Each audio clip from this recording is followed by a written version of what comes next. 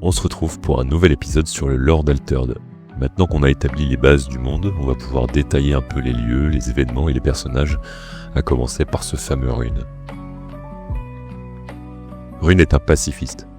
Son souhait le plus cher, c'est de voir enfin toutes les tribus réunies sous une seule et même bannière. Malgré toutes les difficultés que ça implique, il croit vraiment que les tribus peuvent s'entendre, se respecter et œuvrer ensemble pour un avenir commun. Et pour incarner ce changement, il ne voit qu'une personne qui pourra en avoir les épaules, Eshkari.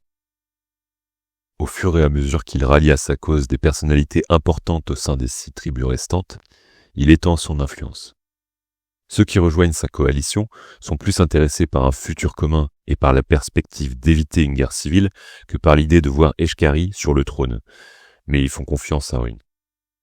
Le conseil ne fait évidemment pas l'unanimité, et plusieurs membres qui se sont eux-mêmes nommés les barons des tribus envisagent plutôt d'en découdre et de prendre le pouvoir par la force.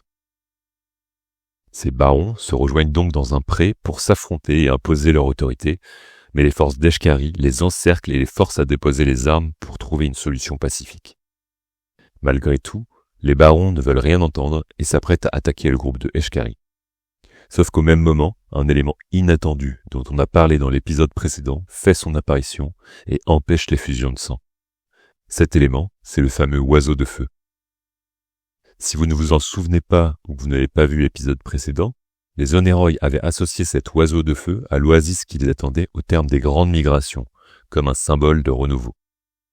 C'est donc naturellement que quand le phénix a volé au-dessus de leur tête, les barons, le conseil et leurs partisans se sont arrêtés. Le phénix, qui est clairement le signe que tout le monde attendait, est venu se poser sur l'un d'entre eux. Sauf qu'il ne s'est posé sur aucun des barons, et il ne s'est pas non plus posé sur Eshkari. Il s'est posé sur l'épaule de Rune. Une couronne de feu s'est alors formée sur le front de Rune, gravant sa peau d'une marque indélébile. Évidemment, tous les prétendants au trône avaient bien compris qu'ils venaient d'assister au couronnement de Rune, Eshkari le premier. Les tensions se sont alors apaisées et Rune est devenu le premier Kuningas. Le terme de Kuningas correspond au haut roi. On dit Kuningatar pour la haute reine. C'est un terme utilisé en Finlande et en Estonie. Et d'ailleurs, le pré où ce miracle a eu lieu s'appellera dorénavant Kuningasplatz. Même si là, c'est probablement un nom inventé, avec la contraction de Kuningas et de Platz qui veut dire place en allemand. Donc Rune est devenu le premier haut roi. Mais haut roi de quoi, vous allez me dire? Et justement, l'une des premières actions de Rune, c'est de fonder la nation d'Asgartha. C'est d'ailleurs cette date qui est également choisie pour définir l'an 1 du calendrier Asgarthi qu'on utilise depuis le début de cette série pour dater les événements. Le sigle AC, c'est pour Anno Concordiae, en référence à la Concorde.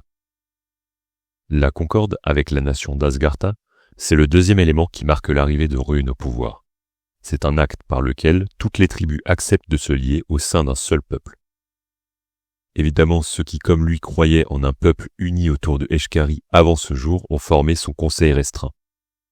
Ils sont là pour le conseiller, mais aussi pour remettre en question ses décisions. Pour rappel, il y avait dans ce groupe, et donc maintenant siégeant au conseil, Eshkari évidemment, Kaelash, Tamrat, Aksoy et Erin. Et je vous rappelle que Rune, c'est un gentil. Il veut pas diriger par la force, il veut la paix et la sérénité.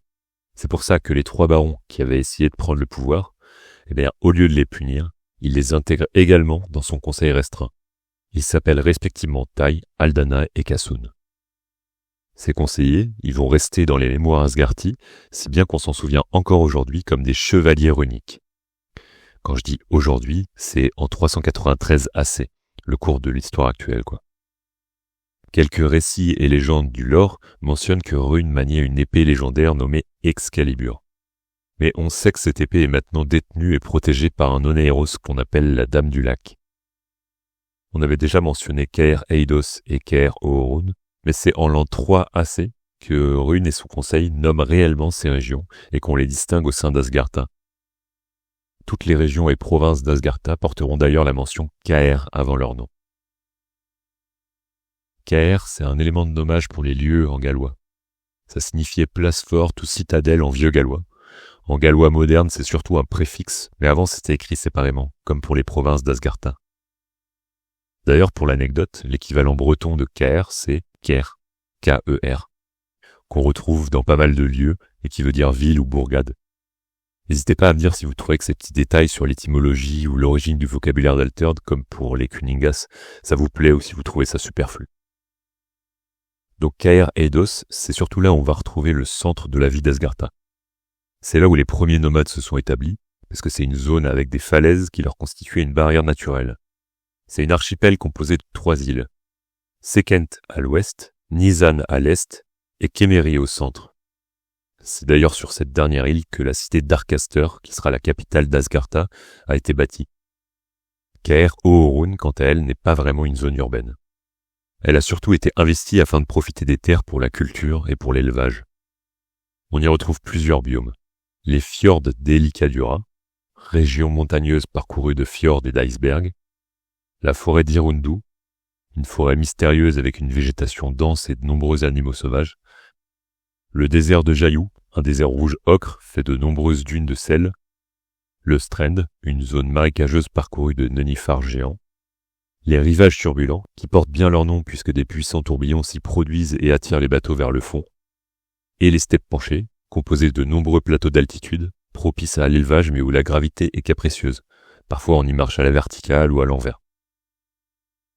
En l'an 8 AC, c'est au tour des presqu'îles de Vageria et d'Antea d'être investis. Avec ce nouveau régime et ce nouveau Kuningas, connu comme l'explorateur le plus intrépide, les Asgarthi peuvent se tourner vers des activités bien plus utiles que les querelles et les altercations. Vageria, c'est la presqu'île à l'ouest de Caer Eidos. Elle est quasiment inhabitée même à l'heure actuelle, probablement parce que ni la pluie incessante ni la topographie ne sont très avantageuses. En revanche, son relief fait d'elle une digue naturelle vis-à-vis des flux de tumulte. Antea, la presqu'île au sud de la capitale, sera nettement plus intéressante comme découverte. Elle est séparée en 2 provinces, Caer Ketria à l'ouest et Caer Arcolano à l'est. Dans Caer Ketria, on retrouve la baie d'Ifu, avec ses nombreuses cascades et la cité de Kestia. On retrouve aussi les hautes terres de Nutsua, séparées des plaines d'Arami par une fissure surnommée la cicatrice.